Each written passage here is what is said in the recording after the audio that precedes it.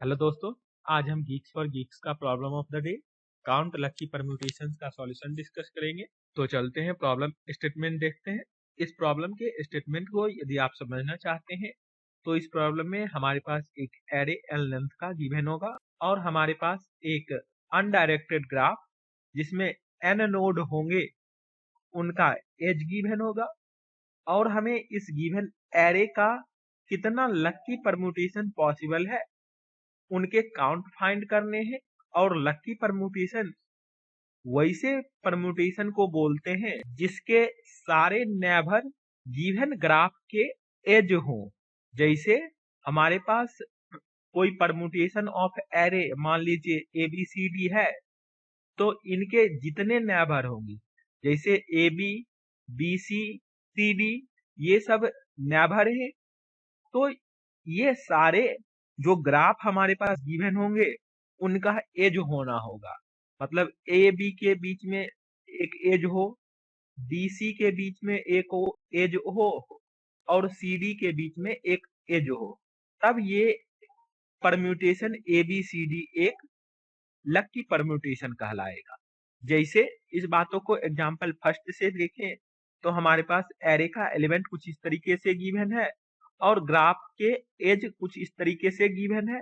अब यदि हम गिवन एरे के सारे परम्यूटेशन को देखें, जैसे मान लीजिए 1 2 3 परम्यूटेशन की हम बात करें तो यहाँ पर जो नेबर हैं वो ये दो डिफरेंट नेबर पॉसिबल है और यहाँ पर देख सकते हैं 1 2 एक एज इस ग्राफ में प्रेजेंट है लेकिन 2 3 जो एज होंगे वो प्रेजेंट नहीं है, इसीलिए ये हमारा एक लकी परम्यूटेशन नहीं हुआ। सिमिलर वेज में यदि हम एक इस परम्यूटेशन की बात करें तो यहाँ पर आप देख सकते हैं इनमें जितने भी नेबर हैं ये सारे इस ग्राफ के एज हो सकते हैं। जैसे यहाँ पर दो डिफरेंट नेबर हैं जो कि 2 1 है और 1 3 है और ये दोनों इस ग्राफ का एज भी है जो कि 2 1 के बीच में एक एज ये है और 1 3 के बीच में एक ये एज है, इसीलिए ये हमारा एक लकी परम्यूटेशन हुआ। सिमिलर वेज में यदि हम 3 1 2 परम्यूटेशन की बात करें तो इसमें भी ये दोनों जो नेबर हैं ये दोनों एक एज के फॉर्म में इस ग्राफ में प्रेजेंट है, तो ये भी हमारा एक वैलिड परम्यूटेशन होगा। सिमिलर वेज में आप इस एरे के 6 डिफरेंट परम्यूटेशन हो सकते हैं और उनको यदि आप देखेंगे तो आगे वाले जितने भी 3 डिफरेंट परम्यूटेशन होंगे वो अनलकी परम्यूटेशन होंगे। तो इस केस में हमारे पास सिर्फ 2 डिफरेंट लकी परम्यूटेशन आए हैं, इसीलिए यहाँ पर 2 आउटपुट किया गया है। सिमिलर वेज में एग्जाम्पल 2 को देखें तो यहाँ पर हमारे पास एरे का एलिमेंट कुछ इस तरीके से गिवन है और ग्राफ के एज कुछ ये हो सकते हैं। अब यदि हम इस एरे के परम्यूटेशन की बात करें तो यहाँ पर सिर्फ एक ही परम्यूटेशन जो कि यूनिक परम्यूटेशन होगा वो पॉसिबल है। और यदि हम इसके नेबर की बात करें तो 1 और 1 के बीच में कोई यहाँ पर एज प्रेजेंट नहीं है और ये सेल्फ एजिंग का केस भी हुआ, तो सेल्फ एजिंग तो इस ग्राफ में पॉसिबल ही नहीं है, इसलिए यहाँ पर 0 आउटपुट किया गया है क्योंकि कोई लकी परम्यूटेशन इस एरे का हो ही नहीं सकता है। अब इस प्रॉब्लम के कंस्ट्रेंट को यहाँ पर देखें तो हमारे पास कंस्ट्रेंट कुछ ये है और इस प्रॉब्लम को सॉल्व करने के लिए ये कंस्ट्रेंट को देखना बहुत इम्पोर्टेंट है। तो इसे आप अपने माइंड में रखते हुए प्रॉब्लम को सॉल्व करें और इसे हमें कुछ इस कम्प्लेक्सिटी में सॉल्व करना है। तो चलते हैं अब इस प्रॉब्लम के लिए लॉजिक समझते हैं। इस प्रॉब्लम के लिए यहाँ पर हम एग्जाम्पल फर्स्ट से लॉजिक समझेंगे। उसके लिए हमें जो गिवन एरे है इस एरे का वो सारे परम्यूटेशन जनरेट करेंगे जो कि लकी परम्यूटेशन ही हो। जैसे यदि हम इस एरे की बात करें तो यहाँ पर एरे का लेंथ 3 है, मतलब लकी परम्यूटेशन में भी जो एरे का साइज होगा वो 3 ही रहेगा और हमें इस 3 डिफरेंट पोजीशन पर ही गिवन एरे के वैसे वैल्यू को पुट करना है जिससे हमारा जो परम्यूटेशन जनरेट होगा वो लकी परम्यूटेशन हो। और यदि आप किसी भी पोजीशन की बात करें तो हर एक पोजीशन के ऊपर जो एरे में एलिमेंट है उन सारे का इक्वल प्रोबेबिलिटी है कि उस पोजीशन पर वो एग्जिस्ट करे।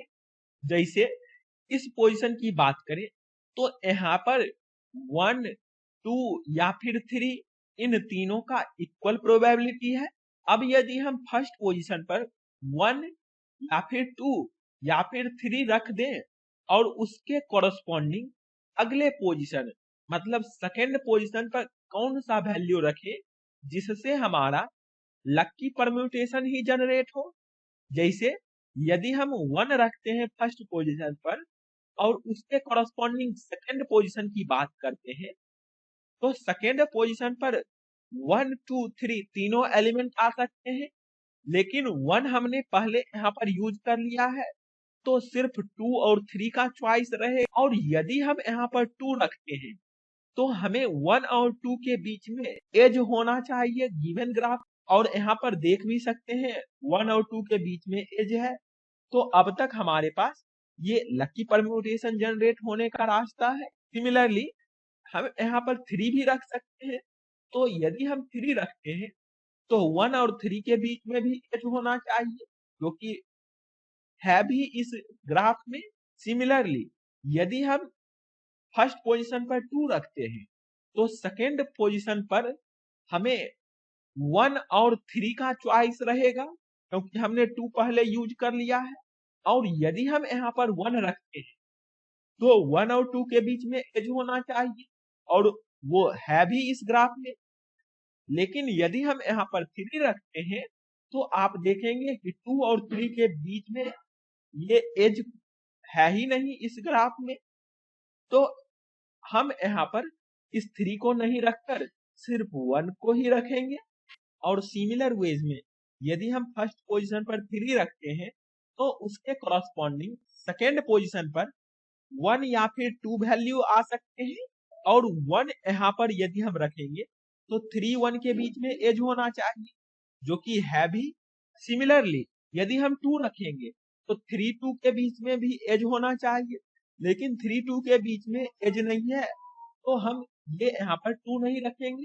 अब हमें सिमिलर वेज में इस थर्ड पोजीशन के ऊपर वैल्यू पुट करना है। तो यहाँ पर देख सकते हैं यदि हम इस परम्यूटेशन की बात करें तो यहाँ पर हमारे पास सिर्फ 3 वैल्यू रखने की चॉइस है क्योंकि हमने 1 और 2 का यूज कर लिया है। और यदि हम यहाँ पर 3 रखते हैं तो 2 और 3 के बीच में एज होना चाहिए गिवन ग्राफ में, लेकिन 2 और 3 के बीच में एज नहीं है तो ये हमारा लकी परम्यूटेशन नहीं होगा। अब यदि हम इस कॉम्बिनेशन की बात करें तो यहाँ पर हमें 2 रखने की चॉइस होगी क्योंकि हमने अब तक 1 और 3 का यूज कर लिया है और 2 का यूज करना बाकी है। और यदि हम यहाँ पर 2 रखते हैं तो 2 और 3 के बीच में एज होना चाहिए, लेकिन 2 और 3 के बीच में एज एग्जिस्ट ही नहीं करता है तो ये भी हमारा लकी परम्यूटेशन नहीं हुआ।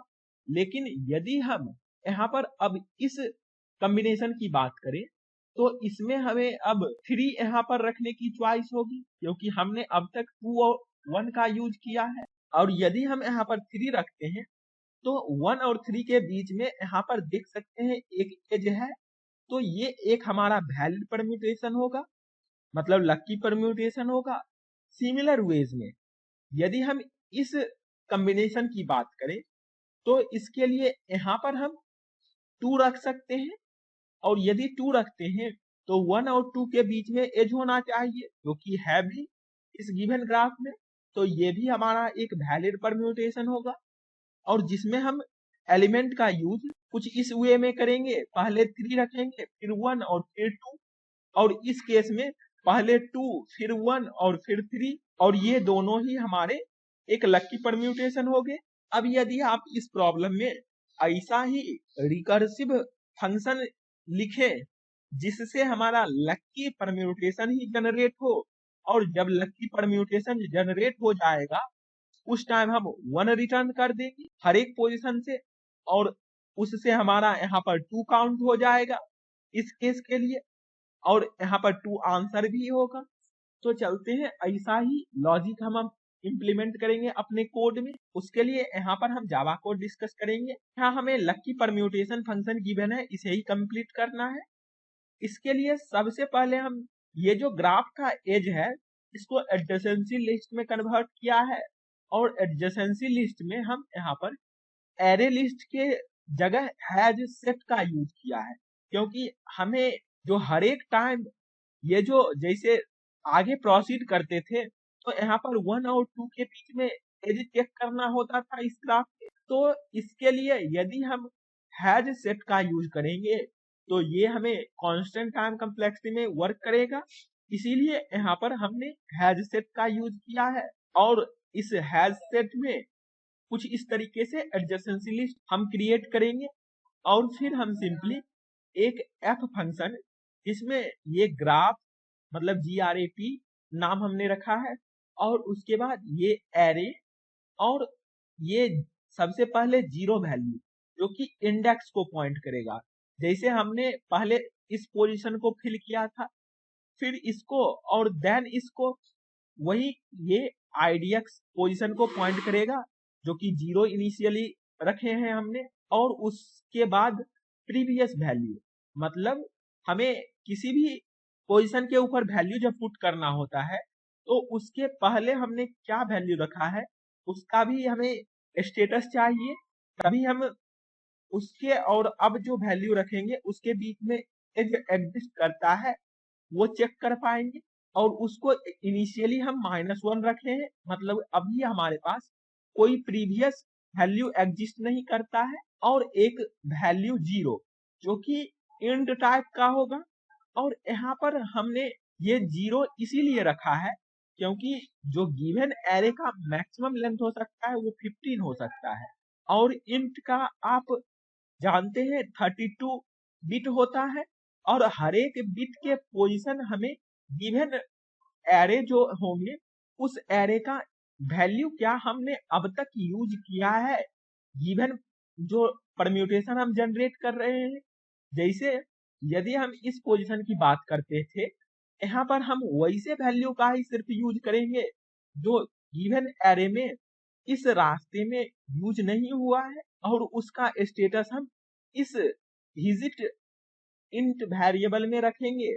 और यदि उस जो कि लेफ्ट टू राइट इंडेक्सिंग होगा, और यदि इसका ये वाला बिट मतलब मान लीजिए थर्ड बिट ऑन होता है या फिर सेट होता है तो हमने थर्ड इंडेक्स वाले वैल्यू गिवन एरे का यूज किया हुआ है पहले, ये स्टेटस रखेगा।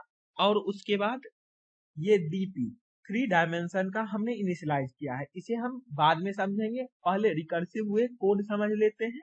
और अब हम चलते हैं ये F फंक्शन समझते हैं, जिसमें सबसे पहले हम ये चेक करेंगे कि क्या हमारा IDX का रेंज आउट ऑफ बाउंड है, मतलब इस एक के लेंथ से बाहर है, तब हम सिंपली 1 रिटर्न कर देंगे। और इसका मतलब ये भी होगा कि हमने सारे एलिमेंट का यूज कर लिया है, और उसके बाद हमने एक आंसर नाम का वेरिएबल 0 से इनिशियलाइज किया है।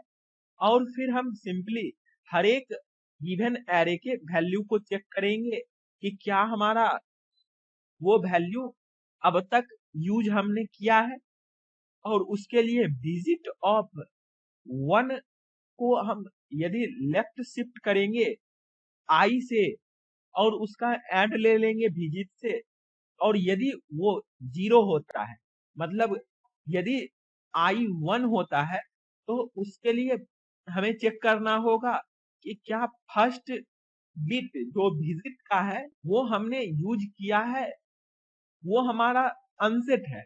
यदि अनसेट होगा तभी हम उस वैल्यू को इस पोजीशन मतलब जो IDX पोजीशन है उसके ऊपर रख सकते हैं। और उसके बाद सिंपली हम चेक करेंगे कि क्या हमारा प्रीवियस वैल्यू -1 है, मतलब हमारे पास कोई प्रीवियस वैल्यू एग्जिस्ट ही नहीं करता है। उस केस में हम सिंपली अपने आंसर में ऐड कर लेंगे उस ith पोजीशन के वैल्यू को इंक्लूड करते हुए IDX पर, और उसके लिए सिंपली हमें अगले पोजीशन मतलब IDX +1 के लिए फिल करना होगा, और प्रीवियस वैल्यू उस केस में हमारा A ऑफ I हो जाएगा। और विजिट को हमें अपडेट करना होगा 1 को लेफ्ट शिफ्ट करके i से और ऐड कर देंगे, जिससे वो ith बिट हमारा सेट हो जाएगा। और फिर यदि हमारे पास प्रीवियस वैल्यू -1 नहीं होता है तो हमें सिंपली चेक करना होगा कि प्रीवियस वैल्यू और a ऑफ i के बीच में कोई एज है ये गिवन ग्राफ में। यदि एज होगा तब हम इंक्लूड करेंगे a ऑफ i को, और सिमिलर वेज में जैसा यहाँ पर हमने कॉल किया था फंक्शन को वैसा ही यहाँ पर भी कर लेंगे, और लास्ट में सिंपली आंसर को रिटर्न कर देंगे। और ये हमारा रिकर्सिव कोड हुआ। लेकिन अब यदि हम इस रिकर्सिव फंक्शन के कम्प्लेक्सिटी की बात करें तो वो हमारा फैक्टोरियल ऑफ n होगा, क्योंकि यहाँ पर हम सारे परम्यूटेशन जनरेट कर रहे हैं और वर्स्ट केस में सारे परम्यूटेशन लकी हो सकते हैं, तो इसीलिए फैक्टोरियल n हमारा टाइम कम्प्लेक्सिटी हो सकता है। लेकिन यदि आप यहाँ पर ऑब्जर्व करें तो हमारा कंस्ट्रेंट बहुत कम है, तो यहाँ पर हम मेमोराइज अपने कोड को कर सकते हैं, जिससे हमारा सेम वर्क रिपीटेडली नहीं होगा। और यदि आप यहाँ पर देखें तो ये 3 डिफरेंट वेरिएबल ही चेंजेबल है इस f फंक्शन में, तो उसके लिए ही हमें मेमोराइज करना होगा। इसीलिए हम यहाँ पर 3 डायमेंशन का एरे क्रिएट करेंगे और लेंथ उसका यहाँ पर हर एक वेरिएबल के रेंज जो होंगे उससे डिसाइड होंगे। जैसे idx का रेंज की बात करें तो इसका रेंज 0 से लेकर n-1 तक होगा, इसीलिए फर्स्ट डायमेंशन n लेंथ का हमने बनाया है। सिमिलरली p वैल की बात करें रेंज की, तो इसका रेंज -1 से लेकर n तक हो सकता है, क्योंकि एरे के एलिमेंट का वैल्यू n मैक्सिमम हो सकते हैं। सिमिलर वेज में विजिट की रेंज की बात करें तो ये हमारा 0 से लेकर 2 का पावर n-1 तक हो सकता है, इसीलिए थर्ड डायमेंशन हमारा 2 का पावर n होगा और इसके ऊपर ही हम अपने कोड को मेमोराइज कर लेंगे। और सबसे पहले किसी भी idx, p वैल और विजिट वैल्यू के कोरस्पॉन्डिंग फाइंड करने से पहले हम चेक कर लेंगे कि क्या हम पहले वो कैलकुलेट किए हैं, और यदि कैलकुलेट करेंगे तो हम सिंपली उस dt of idx p val +1, यहाँ पे +1 हमने इसलिए किया है क्योंकि ये जो -1 है ये पॉजिटिव हो जाए, इसीलिए हम यहाँ पर +1 कर दिए हैं। और विजिट इन तीनों इंडेक्स के कोरस्पॉन्डिंग ये आंसर रख देंगे, और ये यदि पहले कैलकुलेटेड है तो उसके कोरस्पॉन्डिंग हमारा यहाँ पर नल नहीं होगा, और नल नहीं है तो हम उसी वैल्यू को रिटर्न कर देंगे एज ए आंसर, जिससे हमारा कोड का कम्प्लेक्सिटी कुछ इतने में रिड्यूस हो जाएगा, जो कि n इंटू 2 का पावर n हो जाएगा। अब यदि हम इस कोड को सबमिट करें तो यहाँ पर हम देखते हैं कि हमारा कोड रन करता है।